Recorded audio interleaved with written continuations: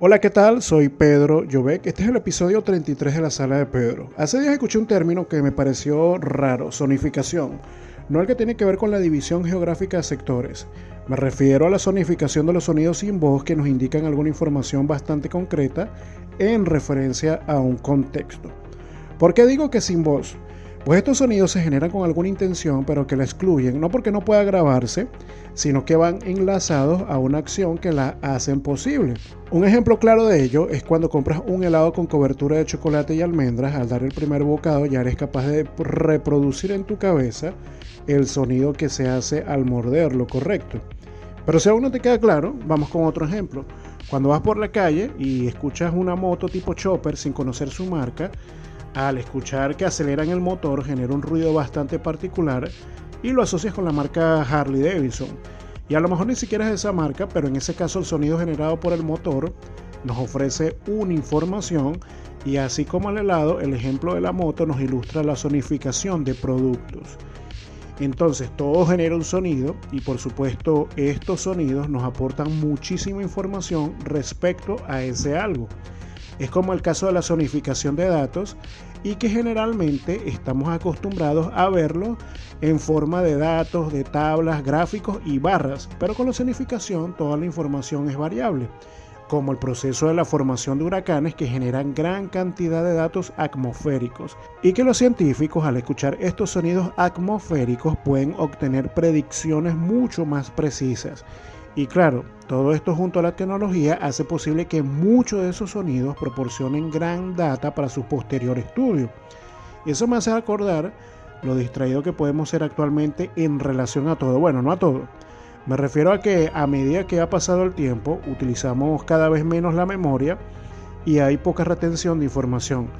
Digo esto porque en cualquier momento, en el caso del celular, se nos descarga, entonces necesitamos ir a un lugar, y si esa zona no es tan concurrida por nosotros, quizás no lleguemos. El caso más claro es con los números de teléfono. Antes no sabíamos muchísimos números de teléfono sin necesidad de recurrir al celular. Y es evidente que el celular ha reemplazado no solamente la tarea de guardar y recordarnos números.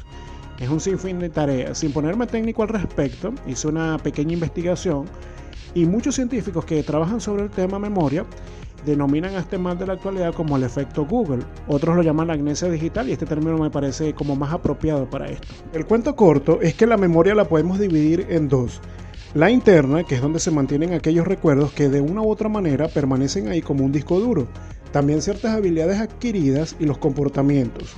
Luego tenemos la memoria externa, que también la podemos llamar memoria de trabajo o de corto plazo. Ahí está el problema. Pero bueno, ya va. Tampoco es correcto llamarlo problema, pues los mismos científicos que realizan estos estudios dicen que no todo es malo y tiene que ver con la manera en que procesamos datos y qué tecnología utilizamos, lo que hace que tengamos pérdida de memoria a corto plazo. También hacen referencia a que en la mayoría de los casos de manera inconsciente subestimamos al cerebro y su capacidad de recordar muchas cosas. Aunque parezca tonto, la tecnología viene a ser de gran ayuda cuando somos mucho más conscientes, obviamente, y que no todo el tiempo deberíamos utilizarla para cada tarea sencilla que se nos ocurre. También esto tiene que ver con la adaptación de las funciones mentales. Más que las funciones mentales, es cómo podemos gestionar, ordenar y aplicar toda la información. Además, cada vez se hace más usual que esa información sea retenida por la inteligencia artificial y que nosotros podemos acceder a ella en cualquier momento. Algo que no pasaba en el pasado porque no se poseía dicha tecnología. De hecho, a algunas personas les parece engorroso anotar ideas o diligencias en una agenda, al igual que tener los números telefónicos en un directorio, como lo hacía la vieja escuela. Que por cierto, esto tiene que ver con el último tema que está muy relacionado a la retención mental y la manera en cómo se hacían anuncios a través de los Missing Children Milk Carton, que traducido literalmente al español sería algo así como cartón de leche para niños desaparecidos. ¿De qué se trata esta práctica? Es muy conocido que en Estados Unidos siempre ocurren tragedias asociadas al secuestro de niños. Cuando los padres avisan de este tipo de sucesos, la policía activa la alerta Amber, dado este nombre en referencia a Amber Hagerman, niña que fue secuestrada y localizada sin vida para el año 1996. Este sistema es el que funciona actualmente a partir de esa tragedia. Pero décadas previos a esto se utilizaban los recipientes de cartón de leche para reseñar aquellos casos de niños secuestrados o perdidos. Esta práctica inicia en los 80 como medida ante la gran ola de secuestro de niños. El primero en aparecer en el envase de cartón de leche con el anuncio de Missing Children fue Adam Walsh, un niño secuestrado en 1981.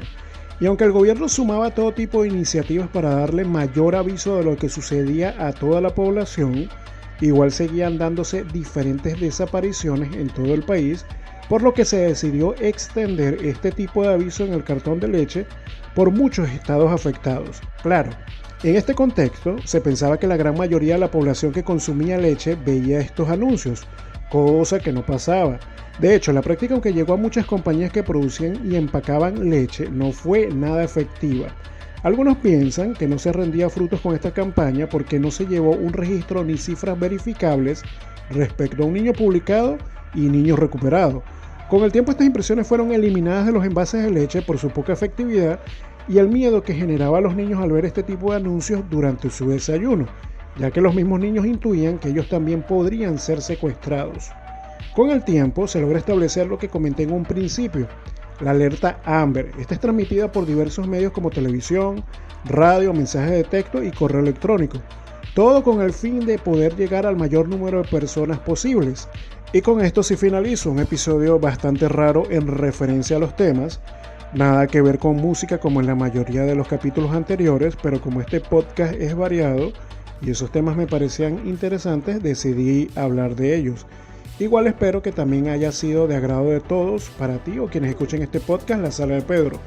Como siempre, las recomendaciones en su mayoría son de grupos y artistas relacionados a la música. Idols, Margaritas Podridas, Foreigners, Eslomosa, Nina Romero, Conturfey y Zoe. Y si quieres participar como invitado en el podcast, sugerir temas, puedes contactarme por Instagram o Twitter a cualquiera de mis cuentas Pedro Llobet e Industria Visual. Para trabajos digitales y conocer lo que hago, puedes visitar mi página web industriavisual.com. Nos vemos a la próxima. Chao.